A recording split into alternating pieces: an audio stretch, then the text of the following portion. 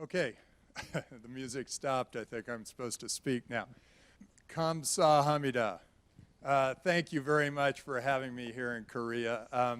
Actually, the last time I was surprised anybody wanted me to come back to speak in Korea, because the last time I spoke here, they had me sing a popular Korean song, and it was not pretty, and I don't have a particularly good voice. But it was great fun, and I just had a flashback of that. Anyway, I really love Korea. My father came and fought in the war in Korea, and fought for freedom here, and he is always very proud when he comes and hears about all the huge success Korea has, where you have a shiny, beautiful city in Seoul, you have the #1 education in the world, you have some of the most advanced technology in the world, and all of these things seem he is very, very proud of. But now I just heard something recently, and you guys are the free half of Korea, right? And I just heard that Korea abolished the ICO, which is these cryptocurrencies. And I thought, wait a second, why would Korea, the most technologically advanced country in the world, the country where I actually discovered cryptocurrencies, the country where it was the first country I ever got to see video on my cell phone. Why would the country say they're getting rid of what could be the next biggest technological advance in the world? And I thought, gosh, you know, this is the free half of Korea. If you want the command control part of Korea, where you don't get to think for yourself, or you live in a world where you're just doing what the leader tells you, you can go north. But I don't recommend that. But it made me think that Korea really needs to know what their roots are. You were free. You are free, and you have created an amazing free country, and hang on to that and fight for that, and don't try to over-regulate, don't try to control the people. Let yourselves be free, because then you get a country like South Korea. So what I thought I'd talk about is one particular technology that is potentially transforming the world in a big way. And that is the blockchain. That is Bitcoin. Bitcoin is this, I'm wearing a Bitcoin tie, if you hadn't noticed. Bitcoin has already started to transform our world. And it has, not only can you move from country to country and use the same currency, you can send money much easier than you could from one country to another. It's a better store of value, and you no longer require the banker.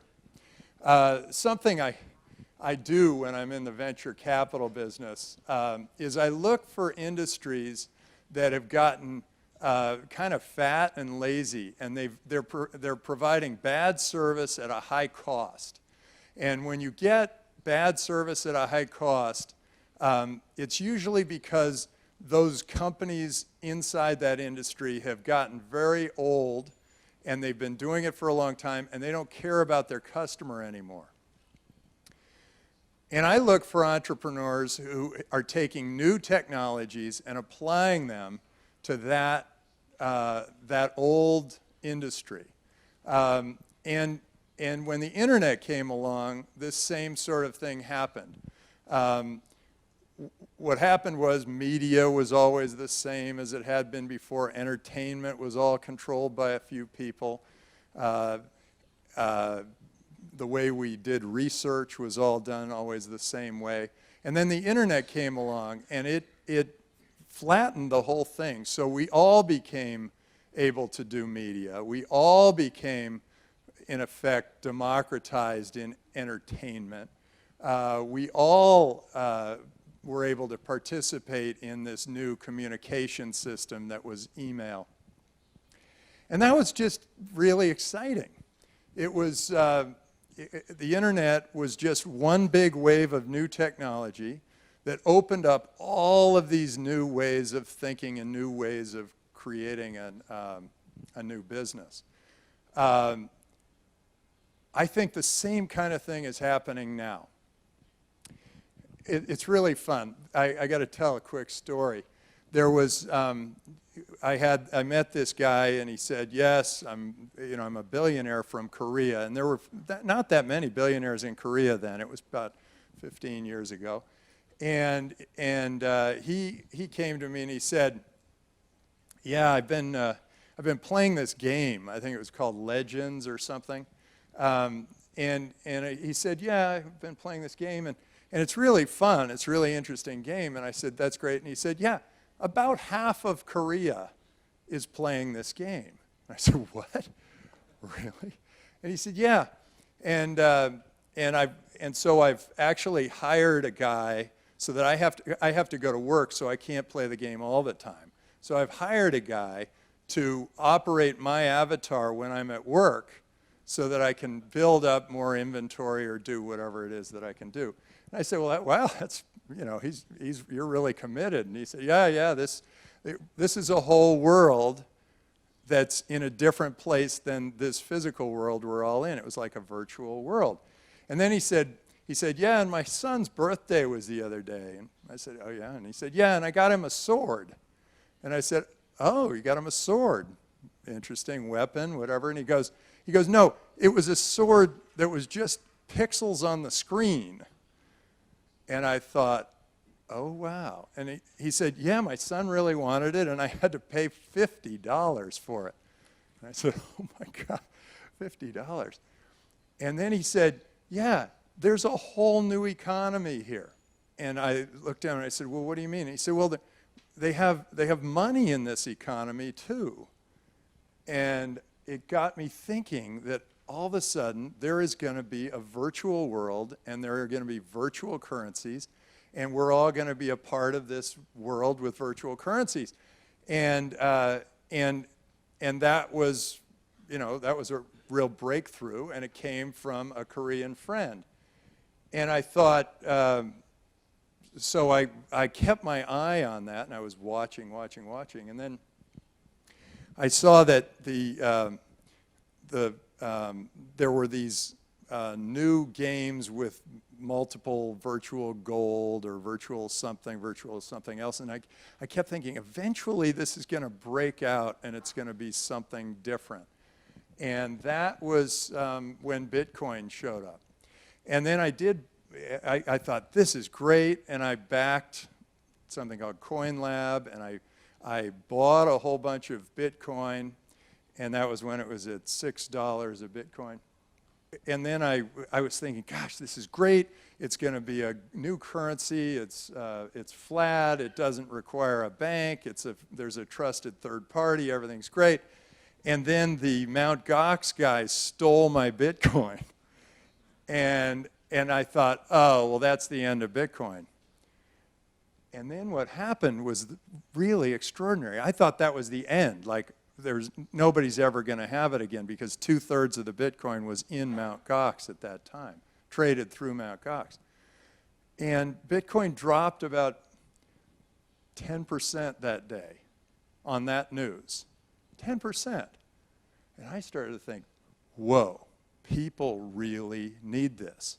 And this is where I discovered that it was banking the unbanked, it was insuring the uninsured, it was helping people participate in the world economy that couldn't do it before. If you have 1,000 won, that's worth about $1, right? Yeah.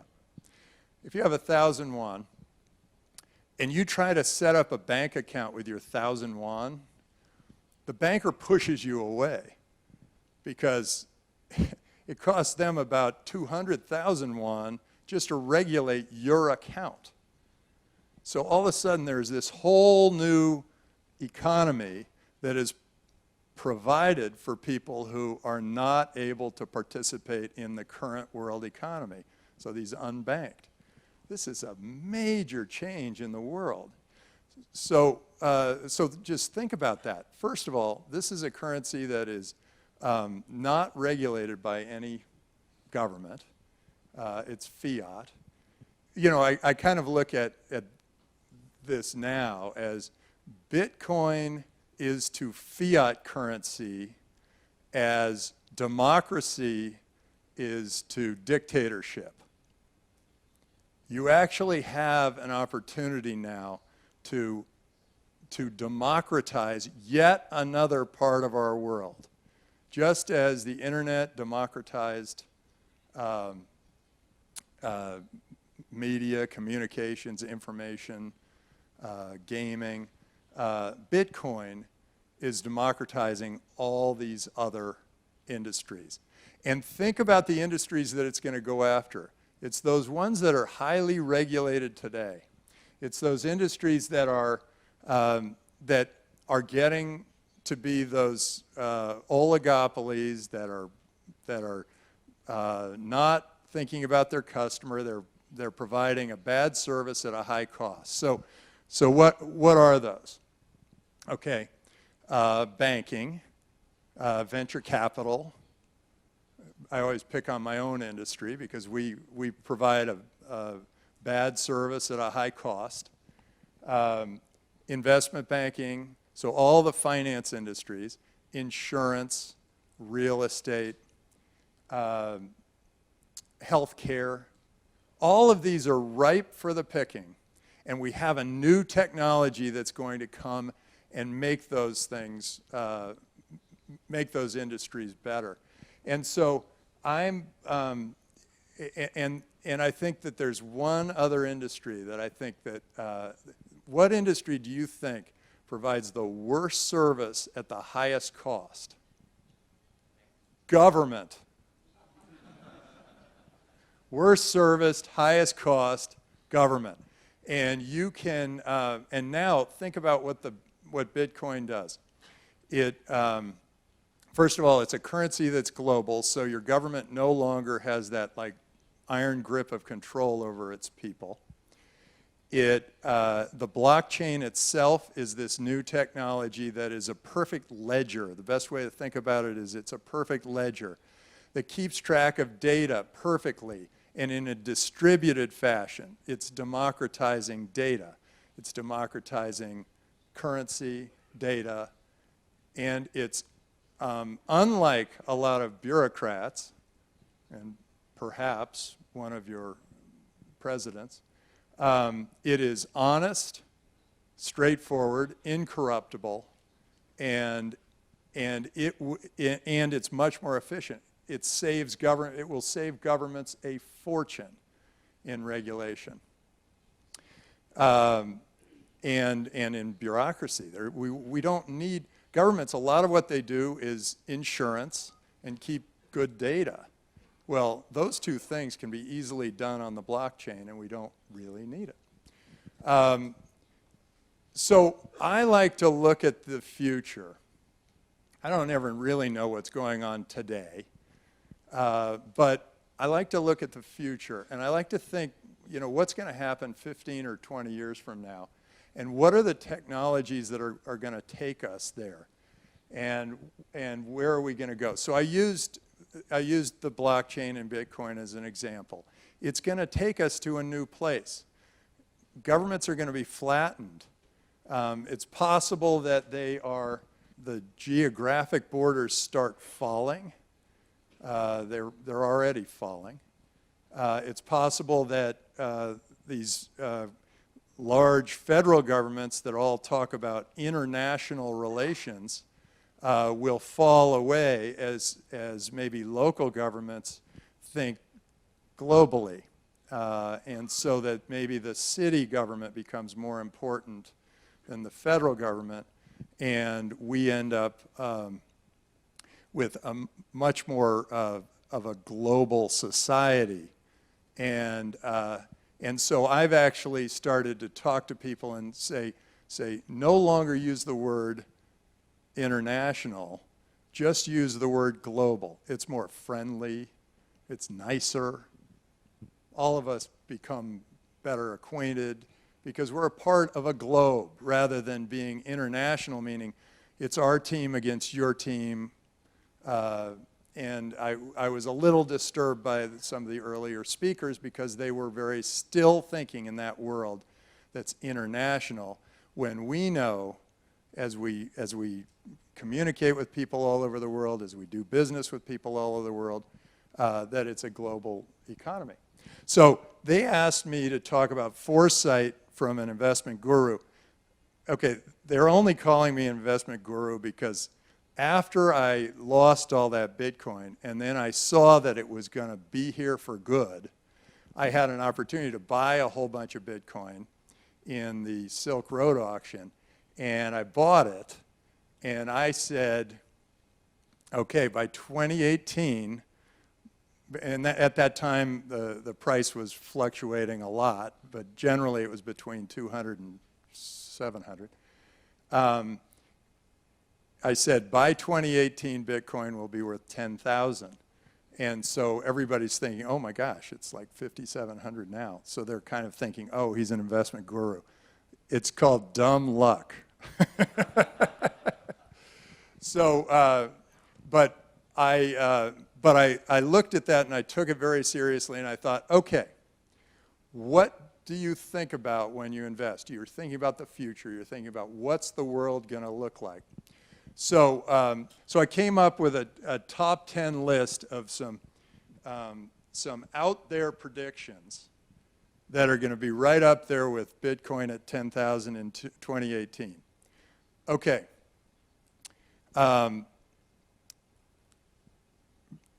Before I do that, I will tell you that there are other technologies that are really making a big impact on the world.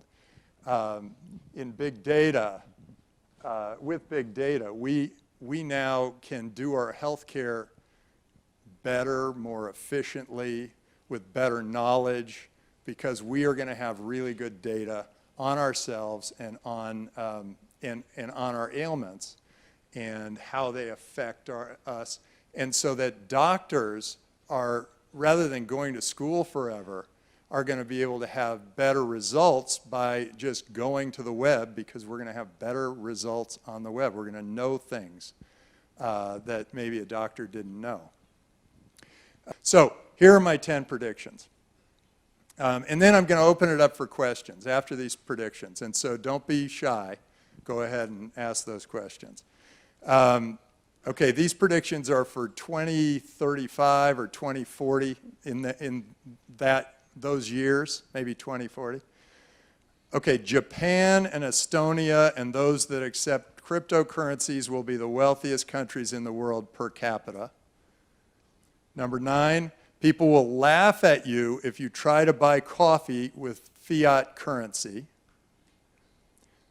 Number 8, there will be more people traveling in the air than by car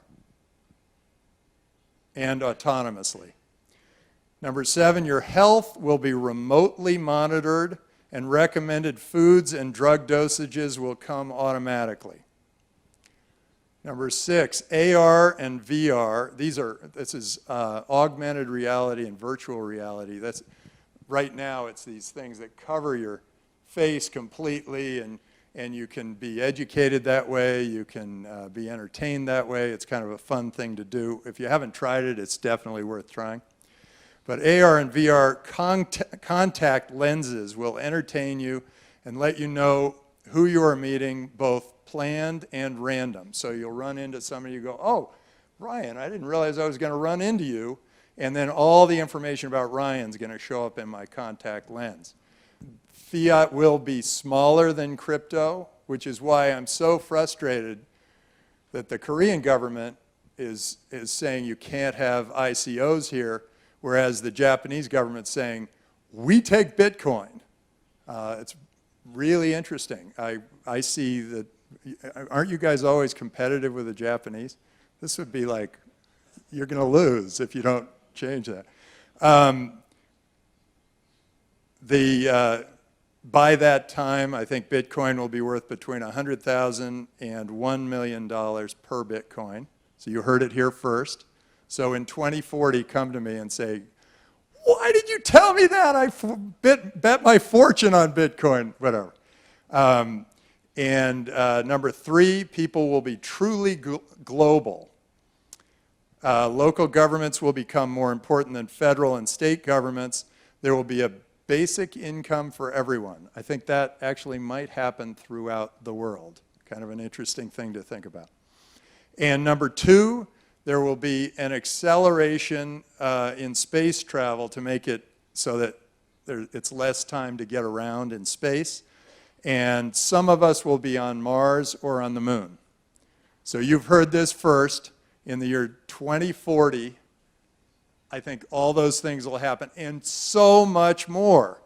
And it's all because of these extraordinary entrepreneurs. The entrepreneurs come, they take long odds at extraordinary outcomes, and they do great things for us and for society, and they push so that these big oligopolies can't just sit there and not continue to fight for the customer. And I'll make one last pitch for Draper University. I started a school.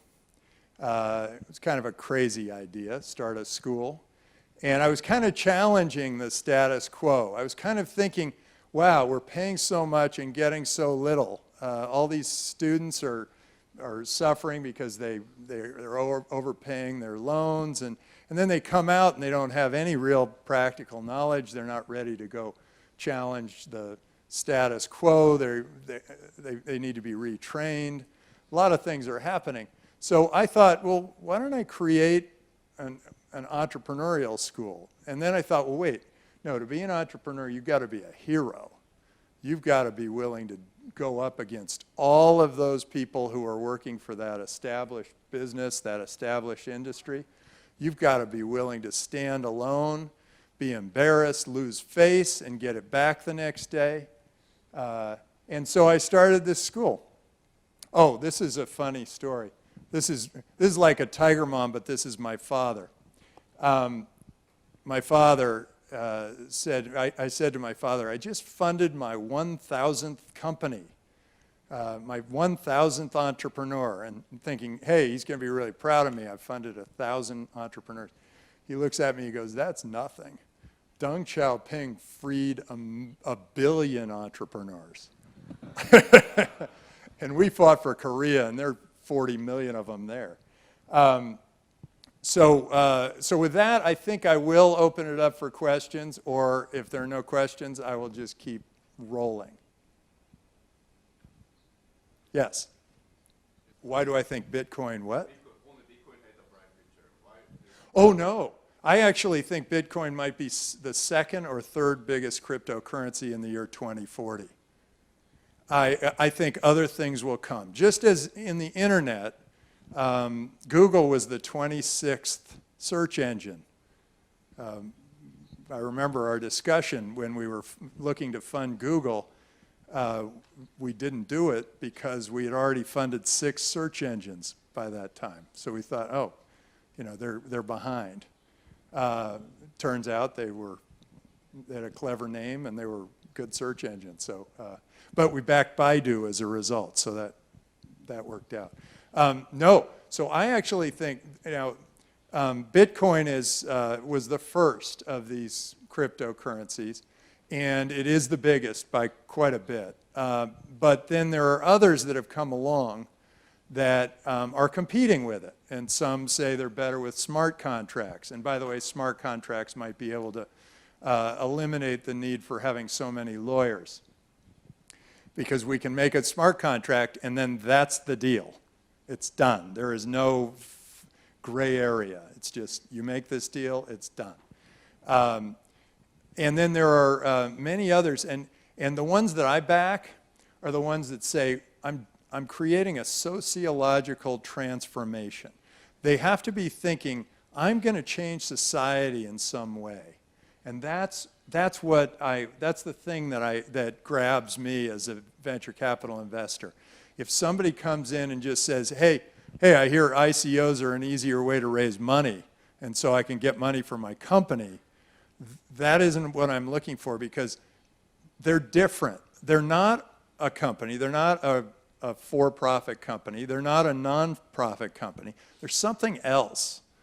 And that something else lends itself to a lot more creativity. And so people can come up with a lot of other ways of thinking and other ways of moving society. So if it feels like a movement, if it feels like a societal transformation, then I might just back it. Yes? Just to build on your statement about looking for investment criteria, you said sociological transformation. What other criteria do you use when you look for a company? And I have another question. You mentioned that once you realize Bitcoin is going to stick around for a long time, you start to make that investment. So what was it that kind of triggered this cryptocurrency is going to be around for a long time? Okay, so the first one I'll hit first, and that was Bitcoin only dropped by 10%, even though I thought it was just gone. I realized there was a real need for it. As I studied Bitcoin and started to look deep into it, I realized that it's going to transform many, many things. Every piece, every way a bank is operated, now that can all be done with a Bitcoin. So I thought, wow, this is so big. And then I did a little calculation. I said, there are two calculations that I've done. One is, how much fiat currency is there around the world today? And it's like $100 trillion. And like today, what's the value of all the Bitcoin? It's about 1/1000th of that. Bitcoin and all the other cryptocurrencies, about 1/1000th of that. And then the other calculation I made was, the value of a network is the square of the number of nodes on that network. And I've watched as more and more people are added to the Bitcoin network, and the price continues to go up because the value of the network continues to improve because of that. So that's the second part of your question. The first part of your question is, what am I looking for to invest in? Okay. I used to just knock on doors and say, oh, hey, you've got a new software company, tell me about it. But now I get many, many deals come in every day. And the way I look at them is I say, is the market big enough? And is it a market where there's an oligopoly, like 1 or 2 to 5 major players that are just making a fortune and providing really bad service? You know, the one that always comes to my mind is pharma, but also the investment banks and the accounting firms and the legal firms, whatever. They don't always provide the best value, and they charge high prices, or maybe even Samsung and Apple. Maybe there's an opportunity there down the road. So then, if they make that hurdle, then I say, is this unique? Does it have something really special to it? And is it crazy unique, or is it like really insane unique? Then I probably won't do it. If it's unique, but it seems to be like what this person has dedicated their life to, it's where they're headed, and it's a unique new spin on it, then I get very interested. And then when I meet the people, it's all about how much enthusiasm do they have? I always ask this one question. I always go, why are you doing this? And I do it that way.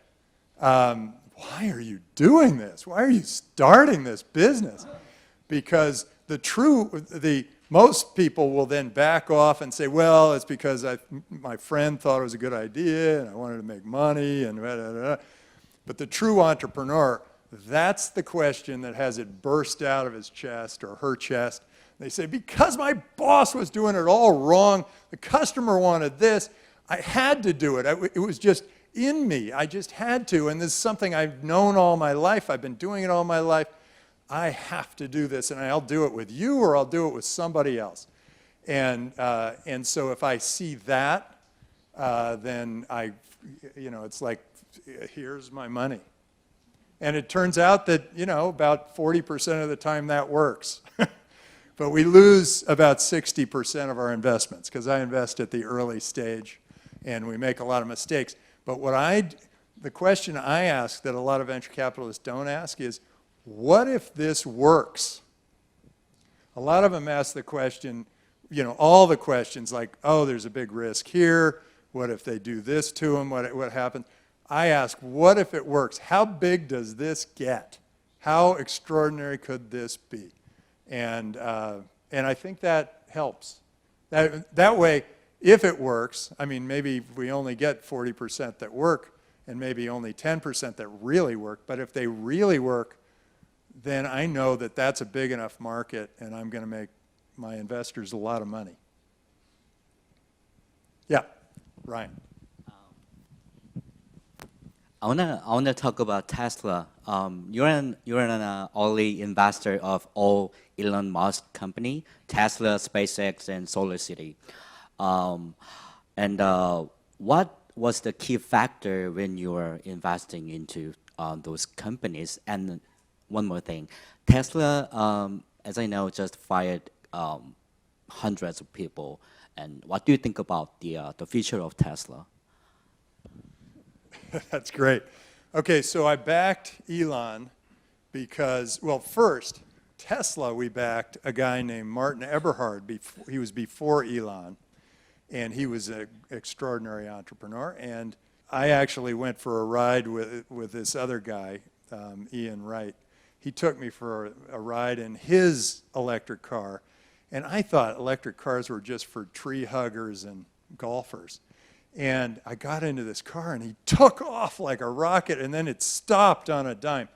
And I thought, whoa, so you don't have to make a big sacrifice to be an electric car. In fact, this may be better than anything we've got on the road. And so I started studying the electric car market, and that's how I ran into Martin Eberhard, and then we backed him, and he was about out of business. And Elon came in and said, I will put down $10 million. I'm going to run it. I know exactly where we want to take this. Go. And everybody was thrilled, and it was great to have him supporting the company. SpaceX is really Elon's passion. If you talk to Elon, he's thinking of two things. One is he believes the world's getting, hot, and something's got to be done about it. And so the first thing he does is he creates electric cars, and he gets his cousins working on Solar City, making solar panels. And then he says, but just in case, let's get off the planet. And so he says, we're going to Mars. And everybody thinks, that guy's crazy. Going to Mars? Really? And but think about it. Okay, 95% of the people think he's crazy. And then the other 5% are the best engineers in the world who want to go work for him and go, how would we get to Mars? And think that thing through. And so he's very shrewd. He also used a word that Robin Lee and Nicholas Zenstrom used when he pitched us. He used the word delight our customer. If you delight your customer, everything else comes together. And it's not just like satisfy the customer or just like give the customer something. It's delight my customer, make my customer delighted. And that was, for those three of my biggest successes, they use the word delight. So I would suggest that you all think in terms of using the word delight when you refer to your customers. Oh, future Tesla. Oh, yeah. Well, yeah, they have layoffs. By the way, they're really good at that. They do layoffs. Rather than individual firings, they do layoffs. It's very clever because in the U.S., if you do individual firings, people take it personally, and there are a lot of lawsuits, and that creates a lot of problems. But what he does is he sort of waits until it's been built up, and then he says, okay, we're going to let these people go. Now, this gets me a little bit into AI, because a lot of those people might be being replaced by robots. If you go see the Tesla plant, there are really no people there. It's all robots making these cars, all by themselves, all robots. And so you think, oh no, that means that people are going to lose their jobs. Well, they may lose that job, but I always believe that people are very clever. And particularly in this entrepreneurial world where people kind of look and say, well, they're doing this, let's see if I can go compete with Tesla. Or maybe there's a niche I can go after and I can build on it. But if you think about it, I think we're all better off if machines are doing work for us, because then we can come up with higher level thinking. I mean, people say, oh, I'm going to lose my job as a taxi driver if we do electronic cars. I mean, if we do autonomous cars. Well, yeah, you're going to lose that job, but you're going to be able to do something much better. Maybe you can manage a fleet of cars. Maybe you can get involved in cars that fly. There are lots of things you can do that bring humanity to a higher level. And so I do believe that progress is fantastic. It's like when people used to say, oh, well, what do they call it, the horse and buggies being replaced by the horseless carriage, and it's going to be the end of all of our relationships with our horses. I think we're all better off having cars on the road. So anyway, Tesla, I think they're great. I mean, the cars are amazing. So I think they're going to keep selling, and I think they make them as automated as they can, and that's probably why there was a big layoff. So, okay, I need to wrap up. Well, Kamsahamnida. Thank you very much. This is really wonderful.